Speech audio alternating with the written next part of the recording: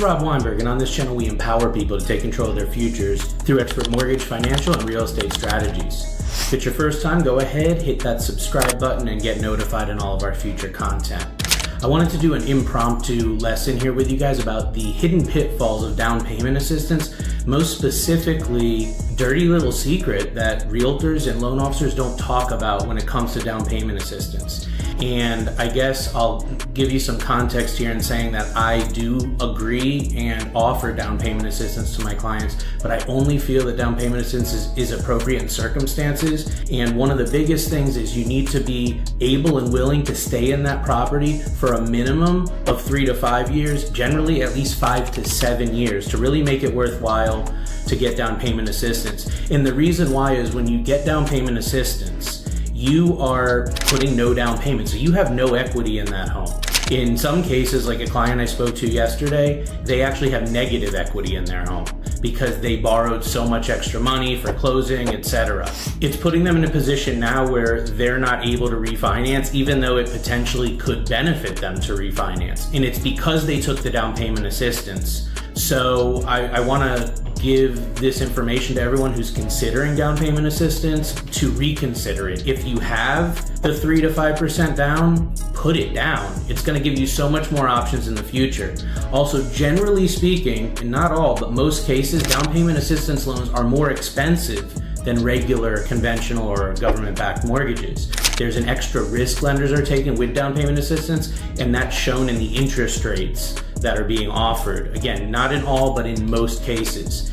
So a big scenario that I see now is these forgivable down payment assistance programs. There's a lot of state versions of them and also bank and lending versions of them. And the gist of it is that they will give you the money for the down payment and then it will be forgiven at a certain point in the future. The one that I just looked at was 10 years in the future, it would be forgiven. I believe it was 10% a year that amount was forgiven for the down payment assistance. This buyer or this homeowner, previous buyer, had only been in their home for about a year. So they weren't in a position where that had been forgiven enough for them to be able to do what they wanted to do with their home and be able to refinance, lower their payment, interest, etc. So I've seen this a few times in the last couple months as we've started to see some rates finally coming down, specifically for those who have bought homes in 2022 or 2023. At certain points the rate spiked and you might be sitting on an interest rate of 7 or 8%. Now interest rates are in a lot of cases like in the low to mid 6% range, even touching high 5s on some scenarios. Again, I'm recording this in July of 2024.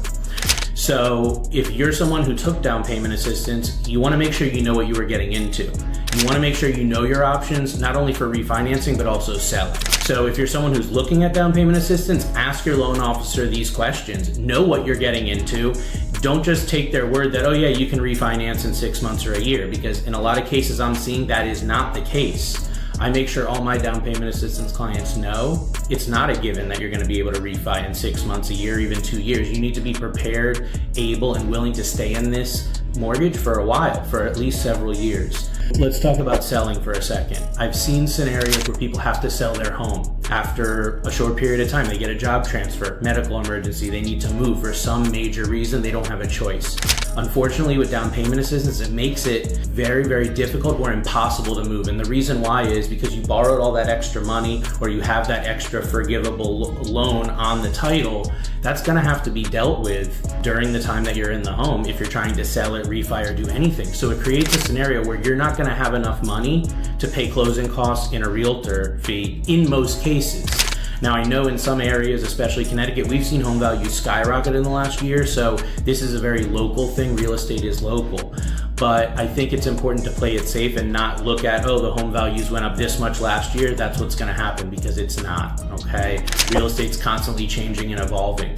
So I want anyone who's considering or has done down payment assistance to understand these pitfalls, understand these hidden clauses really. There's a lot of other ones, but this is the biggest one that I'm seeing that people really have no idea about. And they just take for granted the fact that I'll be able to refinance in a year or I'll be able to sell my house when I need to. They don't get down to the nitty gritty, the fine print, and understand all the terms of the down payment assistance loan. So I hope that this has given you some good insight and information on the issues, the problems, the pitfalls of down payment assistance. If I can be of assistance to you or someone that you know, I do one-on-one personalized home buying consultations. You can reach out to me by call, text, or private message, 860-413-3938, and we'll see you next time. Take care.